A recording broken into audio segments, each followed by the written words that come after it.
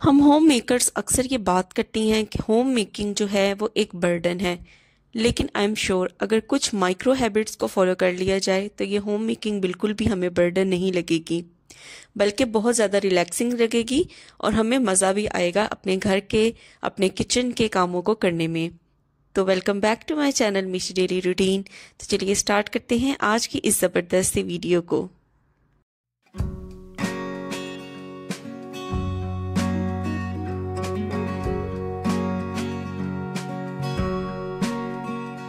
Home making का एक असूल ये भी है कि आपके घर में जो भी चीज़ें इस्तेमाल हो रही हैं, चाहे वो ग्रोसरी है, वाटर बॉटल्स हैं या कोई भी और सामान है, तो उसकी आपको मुकम्मल तौर पे इंफॉर्मेशन होनी चाहिए। आप कोई सी भी ऐसी नोटबुक ले सकते हैं जिसके अंदर आप अपने बजट को, अपनी ग्रोसरी को और इस तरह की छोटी मोटी चीज़ों को मैनेज कर सकते हैं। तो यहाँ पे देखिए मैंने एक डायरी ली है और ग्रोसरी के लिए यहाँ पे मैं लिस्ट बनाने लगी हूँ। तो मैं एक दफ़ा सारी चीज़ों को चेक कर लेती हूँ कि कौन कौन सी चीज़ें जो हैं वो पड़ी हुई हैं और कौन सी ख़त्म हो चुकी हैं जो अर्जेंट बेसिस पे चाहिए, या तो फिर उनको वीकली ग्रोसरी में ले आती हूँ या मंथली ग्रोसरी के अंदर ले आती हूँ। तो इस तरीके से एक मुकम्मल लिस्ट जब हमारे पास होती है तो ये कॉस्ट इफ़ेक्टिव भी होता है, क्योंकि हम अननेसेसरी चीज़ों के ऊपर अपने पैसों को वेस्ट नहीं करते।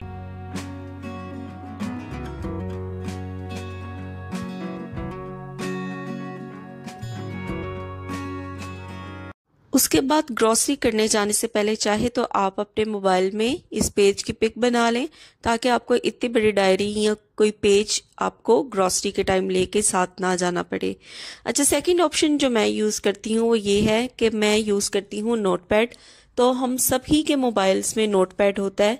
तो आप देख सकते हैं कि यहाँ पे डिफरेंट चीज़ों की लिस्ट है। ये मैंने पानी की बॉटल्स की लिस्ट बनाई है, क्योंकि यहाँ पे जो वॉचमैन है वो पानी की बॉटल्स डिलीवर करके जाते हैं, तो वो भी मैंने डेट्स के साथ लिखी होती हैं।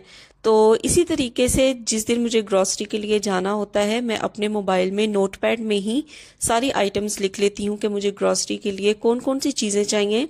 इस तरीके से ना तो डायरी लेके जाने की ज़रूरत पड़ती है और ना ही कोई पेज लेके जाने की ज़रूरत पड़ती है। डायरेक्टली आप मोबाइल से ही नोटपैड ओपन करके जो भी आपको आइटम्स चाहिए उनकी लिस्ट आपके सामने होगी और वहाँ से इजीली आप अपनी जो ग्रॉसरी है उसको परचेज कर सकेंगे।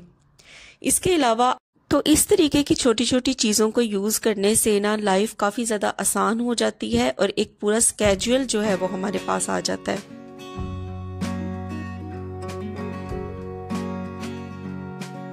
तो इस तरीके के ग्लास के जो जार्स होते हैं ना, ये मेरे पास ना दो पड़े हुए थे।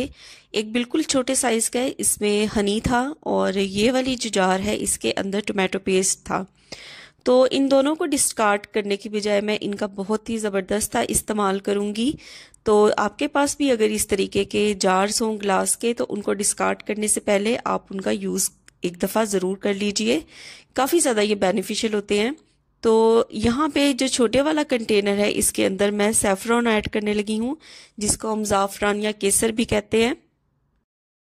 और जो ये बड़े वाला जार है इसके अंदर मैं ऐड करूँगी कार्डमम पाउडर।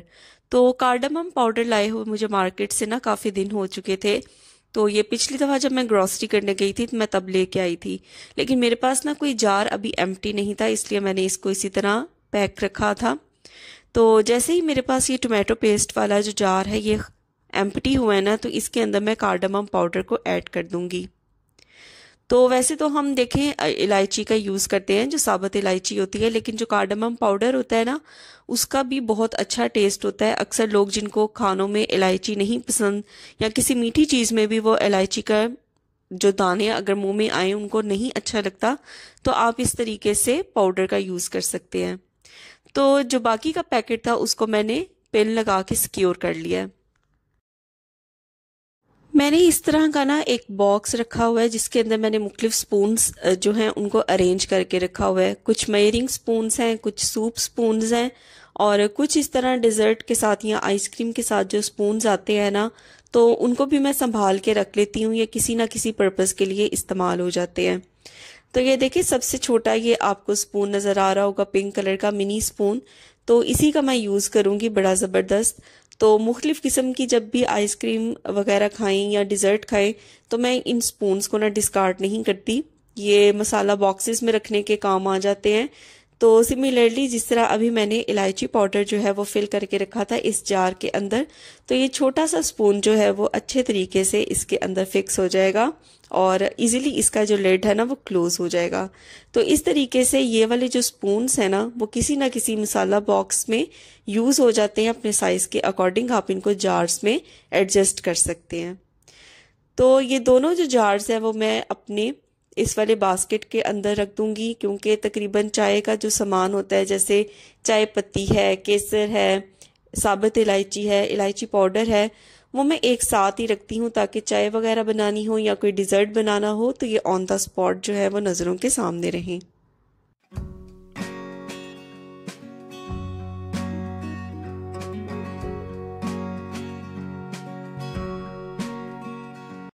मसाला पैकेट्स को अगर हम प्रॉपरली स्टोर करके रखें तो ये काफ़ी देर चल जाते हैं और बहुत आपको हेक्टिक नहीं होता कि कौन सा मसाला आपने कहाँ रखा था, कहाँ से ढूंढें।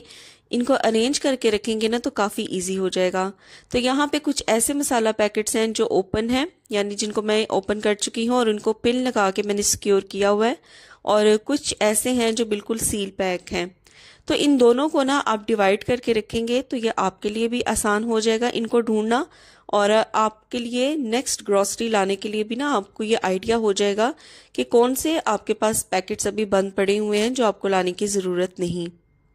तो इस तरीके का जो बड़े साइज़ का कंटेनर है वो मैंने सिलेक्ट कर लिया है उन पैकेट्स के लिए जो ओपन है, क्योंकि उनकी क्वांटिटी जो है वो ज़्यादा है। तो सबसे पहले यहाँ पे मैंने एक टिश्यू पेपर लेके उसको वेट कर लिया था, और वेट करके तो इस बॉक्स को मैं अच्छी तरह अंदर से क्लीन कर लूँगी, क्योंकि जो थोड़ी बहुत हल्दी थी वो शायद इसके अंदर ना गिर चुकी थी।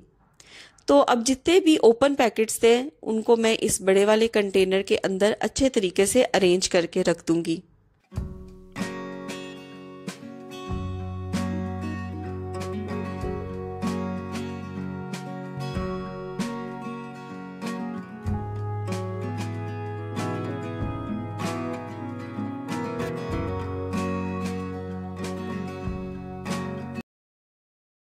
तो जितने ओपन पैकेट्स थे उनको मैंने बड़े वाले बॉक्स के अंदर अरेंज करके रख दिया है, और जो ये क्लोज पैकेट्स थे इनकी क्वांटिटी थोड़ी थी तो इनके लिए जो मैंने बॉक्स सेलेक्ट किया है वो इतने बड़े साइज का नहीं, तो बस इनको भी अरेंज करके बॉक्स के अंदर रख दूंगी।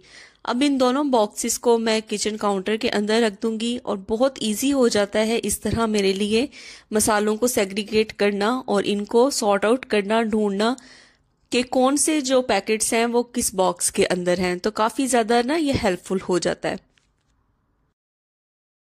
काफ़ी दिनों से ना मैं प्रेशर कुकर के लिड को ना क्लीन करना चाह रही थी। मेरा जो प्रेशर कुकर है ना इसका लिड इस तरीके का है कि वहाँ पे इजीली जो स्पंज है ना वो नहीं जा सकता, जिसकी वजह से ग्रीस को अच्छे तरीके से रिमूव करना ना बहुत ज़्यादा डिफ़िकल्ट हो जाता है। और दूसरा ये कि अक्सर इसके लिड को क्लीन करते हुए ना इसका जो रबर होता है उसको रिमूव करके और फिर क्लीन करना हम अक्सर भूल जाते हैं, जिसकी वजह से इतनी ज़्यादा ग्रीस और फूड पार्टिकल्स जो हैं वो रबर के नीचे भी अकोमुलेट हो जाते हैं। तो यहाँ पे मैं इन दोनों चीज़ों की क्लीनिंग करने लगी हूँ, और क्लीनिंग के लिए मैंने यहाँ पे ले लिया है ग्रीस कटर क्लीनर। बहुत ही ज़बरदस्त है, अपनी प्रीवियस वीडियो में भी मैं आपके साथ इसका रिव्यू जो है वो शेयर कर चुकी हूँ। तो जहाँ पे रबर था प्रेशर कुकर के वहाँ पे भी मैं इसको अच्छे तरीके से स्प्रे कर दूंगी और इसको छोड़ दूंगी तकरीबन 10 मिनट के लिए, ताकि जो भी ग्रीस है वो लूज हो जाए।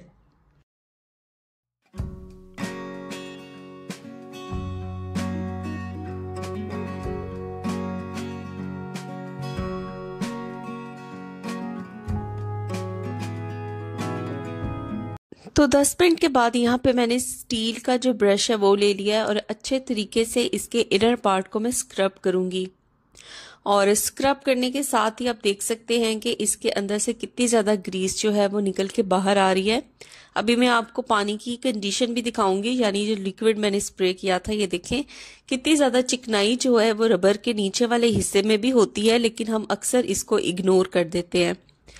तो इसको अच्छे तरीके से स्क्रब करने के बाद जितनी मैक्सिमम जो ग्रीस है वो रिमूव हो सकती थी वो मैंने अच्छे तरीके से ये देखे रिमूव कर लिया है। इसी तरीके से इसका जो ऊपर वाला पोर्शन है यहाँ पे स्पंज का जाना ना बहुत ज़्यादा मुश्किल हो जाता है।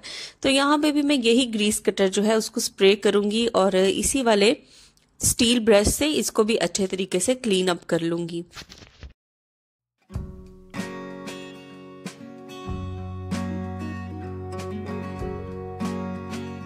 बस अच्छे तरीके से प्रेशर कुकर के लिड को पानी से मैं वॉश कर लूँगी। जितनी भी इसके अंदर ग्रीस थी वो बड़ी ज़बरदस्त तरीके से रिमूव हो गई।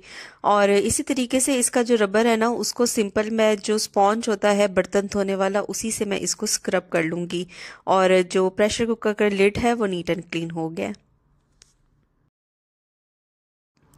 खाना बनाते हुए प्याज, लहसुन, हरी मिर्चें, इस तरीके के जो भी सब्ज़ी के छिलके वगैरह होते हैं, अमूमन हम क्या करते हैं कि जिस भी शेल्फ के ऊपर खड़े होके हम ये चीज़ें बना रहे होते हैं वहीं पे इनके छिलकों को रख देते हैं और बार बार इनको उठा के हमें बड़ी जो डस्टबिन होती है उसके पास जाना पड़ता है और फिर इन छिलकों को डिस्कार्ड करना पड़ता है। तो इस तरीके के जब भी हम शॉपिंग करते हैं तो हमारे पास ये पेपर बैग्स आते हैं। इनको अक्सर हम फेंक देते हैं, लेकिन इनका बड़ा ज़बरदस्त यूज़ हो सकता है। तो जो सिंक के नीचे वाला काउंटर है वहां पे मैंने एक कमांड हुक लगा दिया है। अब इस कमांड हुक पे मैं इस पेपर बैग को हैंग कर दूंगी। तो इस पेपर बैग को इजीली आप ओपन भी कर सकते हैं और क्लोज भी कर सकते हैं। तो इसको मैं अच्छे तरीके से ना यहाँ पे थोड़ा सा ओपन अप कर लेती हूँ।